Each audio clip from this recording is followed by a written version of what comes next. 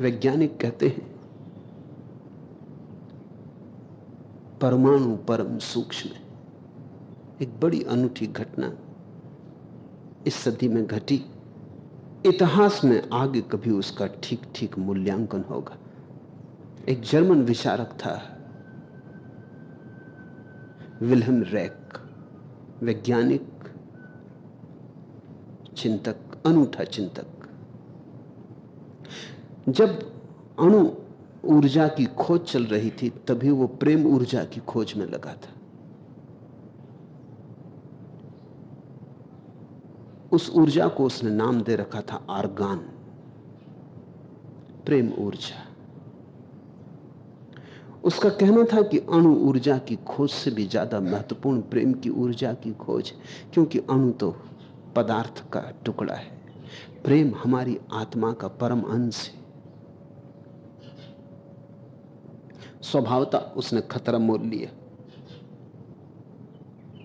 जगह जगह से उसे हटाया गया, जर्मनी से भगाया गया,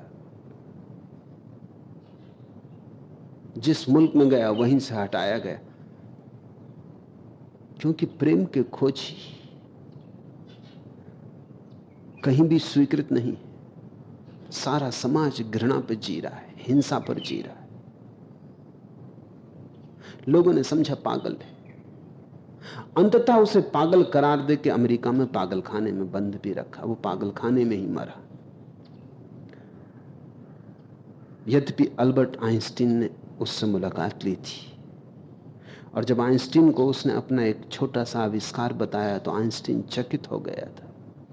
वो आविष्कार था, वो कहता था कि इस तरह के यंत्र बनाए जा सकते हैं जिनमें प्रेम ऊर्जा संग्रहित हो सके।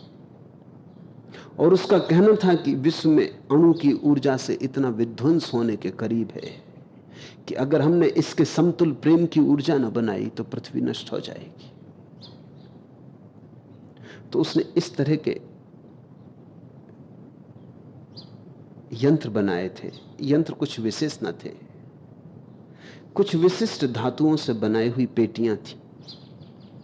उन पेटियों के भीतर मनुष्य को अंधेरे में बिठा दिया जाता है, सब तरफ से बंद। कोई 15-20 मिनट शांत बैठने के बाद अचानक ऊर्जा का प्रवाह शुरू होता है। रोए रोए में एक पुलक छा जाती, एक लालिमा आ जाती। बैठा हुआ साधक भीतर अनुभव करता है कुछ घट रहा है। सारे शरीर में लहरें होने लगती, जिसको योगियों ने कुंडलनी कहा है, जिसको तांत्रिकों ने परम संभोग कहा है,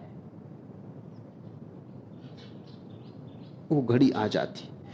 जो उसने यंत्र बनाया है वो बड़ा सीधा सरल है।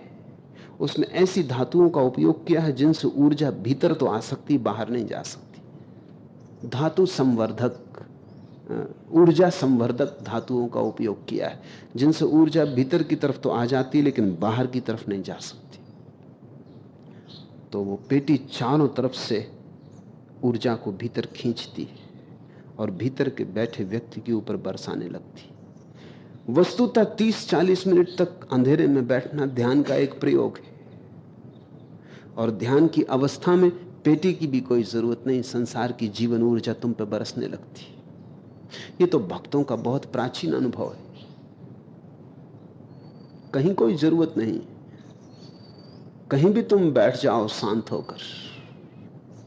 प्रेम के लिए द्वार खुला हो, प्रतीक्षा हो, तुम अचानक पाओगे थोड़ी देर के बाद जैसे जैसे तुम्हारा मन शांत होने लगता है वैसी वैसे तरंगें उठने लगती हैं अलौकिक की।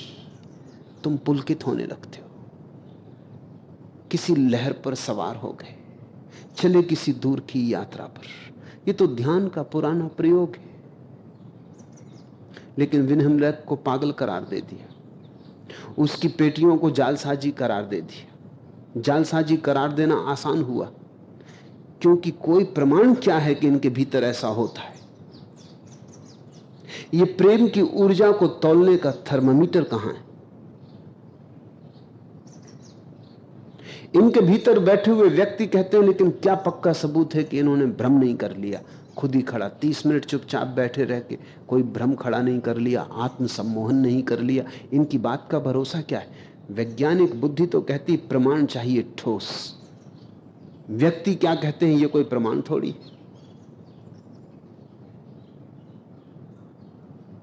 ठोस प्रमाण चाहिए यंत्र के द्वारा। अनेक लोगों ने उसकी पेटियों में बैठ के अनुभव किया, लेकिन वो प्रमाण नहीं। उसने अनेक बीमारों को ठीक किया उन पेटियों के भीतर, क्योंकि वो कहता है प्रेम की ऊर्जा रोग से मुक्त करवा देती, स्वास्थ्य लाती। पर उसकी कोई सुन ना सका। वो भक्ति का और प्रेम का बड़ा अनूठा प्रयोग कर रहा था। भक्त सदा से ही इस प्रयोग को करते रहे। वो कहते हैं तुम्हें चारों तरफ से प्रेम ने घेरा हुआ है, वही परमात्मा है। तुम जरा शांत होकर बैठो, तुम जरा मगन होकर बैठो, तुम जरा चिंता रहित होकर बैठो, तुम जरा द्वार खोल के ग्राहक होकर बैठो, स्वीकार करने की तैयारी से बैठो, और वो बरसने लगेगा। इसी ग्राहकता और स्वीकृति का पुराना नाम प्रार्थना है। प्रार्थना का कुछ और अर्थ नहीं होता। उसका ये मतलब नहीं तुम बड़ा शोरगुल मचाओ, चिल्लाओ परमात्मा को, उस सब से कोई अर्थ नहीं। हृदय खुला हो, तुमने पात्र उसके सामने कर दिया है, तुम प्रतीक्षारत धैर्य शांति से बैठे हो, आएगा। इस आस्था श्रद्धा से उतरेगा, उतरता है, उतरा ही हुआ है। तुम्हारा संबंध पर जोड़ने की बात है, विच्छेद रहित है, सूक्ष्म से भी सूक्ष्म अनुभव रूप है। लेकिन जीवन को तुमने जिस ढांचे में ढाला है वो प्रेम के विपरीत है, और तुम्हारे तथाकथित धार्मिक तुम्हें प्रेम के विपरीत ही शिक्षण देते रहे। सुनो, जिन नैनों का प्रेम निमंत्रण तुमने था ठुकराया, उन नैनों में सजल स्नेह में एक नैन था मेरा। किसी दिन परमात्मा तुमसे कहेगा, जिन नैनों का प्रेम निमंत्रण तुमने था ठुकराया, उन नैनों में सजल स्नेह में एक नैन था मेरा। तुम समाधि के भ्रम में खोए, मुझे नहीं पहचाना। यह असंग यदि ताना है तो संग उसी का बाना। जिन सुमनों का विनत समर्पण तुमको नहीं सुहाया, उन सुमनों में मदिर सुरभि में एक सुमन था मेरा। दिव्य गंध को मात्र वासना कहकर तुमने टाला, बना सहज को सूली रित का पथ विकृत कर डाला। जिन सपनों का सुरधनु जीवन तुम्हें लगा छल छाया, उन सपनों में रुचिर रंग में एक सपन था मेरा। तुम अभंग के पीछे भूले भंगुर की गरिमा, रटा रटाया ज्ञान बन गया चेतन की जड़ सीमा। जिन रत्नों का मंगल कंकण फेंका कहकर माया, उन रत्नों में ज्योतित चिन्ह में एक रत्न था मेरा। इस संसार में परमात्मा सभी जगह समाविष्ट है। फूल से भी उसी ने पुकारा है। ठुकरा के पीठ फेर के चले मत जाना, अन्यथा किसी दिन पछताओगे। जहां से भी तुम्हें आकर्षण मिला है, उस आकर्षण में उसका ही आकर्षण छिपा है। तुमने व्याख्या गलत कर ली होगी, तुम्हारे पंडितों ने तुम्हें कुछ और समझा दिया होगा, भरमा दिया होगा। तुमने माया, छाया, छल, भ्रम कह के पीठ फेर ली होगी, लेकिन वही है।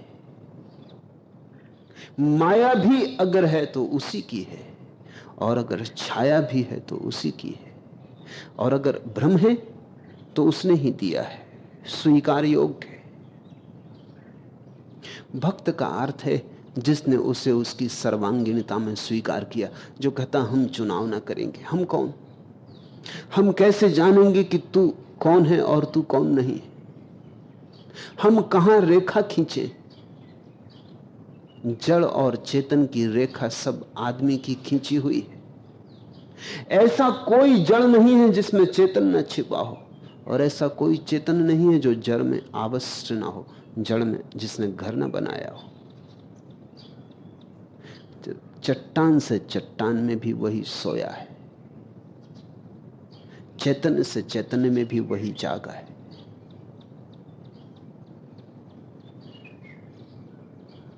ऐसा अगर तुम्हारे जीवन का दृष्टिकोण हो तो तुम प्रेम के लिए तैयार बनोगे, पात्र बनोगे। इस प्रेम को पाकर प्रेमी प्रेमी को ही देखता है,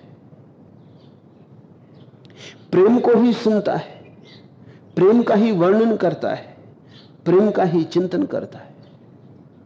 प्रेम ही प्रेम प्रेम में हो जाता है। फिर वृक्ष नहीं दिखाई पड़ते, वही वृक्षों की हरियाली में दिखाई पड़ता है। फिर पक्षी नहीं गीत गाते, वही गाता है, पक्षियों के कंठ उधार लेता है। उसके पास बहुत गीत हैं, बहुत कंठों की जरूरत है। उसके पास बहुत रंग, इंद्रधनुषों की जरूरत है। उसके पास बहुत रूप है, बहुत आकृतियां बनती हैं तो भी चुकता नहीं। उपनिषद कहते हैं पूर्ण से पूर्ण भी निकाल लो तो भी पीछे पूर्ण ही शेष रह जाता है। इतना विराट अस्तित्व बनता है, बिखरता है, सृष्टि होती है, प्रलय होती, लेकिन उसकी क्षमता में कोई कमी नहीं आती। इस प्रेम को पाकर प्रेमी प्रेमी को ही देखता है, प्रेम को ही सुनता है, प्रेम का ही वर्णन करता है, प्रेम का ही चिंतन करता है। सबको हम भूल गए जो सो जुनू में, लेकिन एक तेरी याद थी ऐसी जो भुलाई न गई। प्रेमी पागल हो जाता है, जुनून में आ जाता है, सब भूल जाता है। एक याद थी ऐसी तेरी जो भुलाई न गई। बस एक बात नहीं भूलती, स्वयं को भी भूल जाता है। बस एक बात भुलाई नहीं भूलती, उस प्रेमी की याद भुलाई नहीं भूलती। भक्ति गुणभेद से 3 प्रकार की होती है। उनमें उत्तर उत्तर क्रम से पूर्व क्रम की भक्ति कल्याणकारिणी होती। ऐसे तो भक्ति एक है, भक्ति यानी प्रेम, ऊर्ध्वमुखी प्रेम। भक्ति यानी 2 व्यक्तियों के बीच का प्रेम नहीं, व्यक्ति और समष्टि के बीच का प्रेम।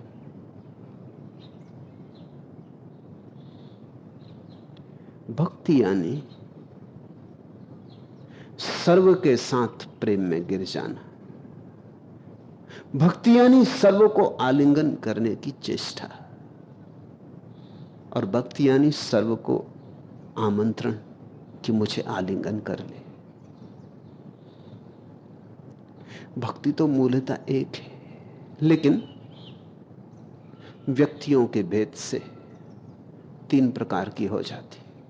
उनके हम आगे के सूत्रों में व्याख्या करेंगे। आज इतना।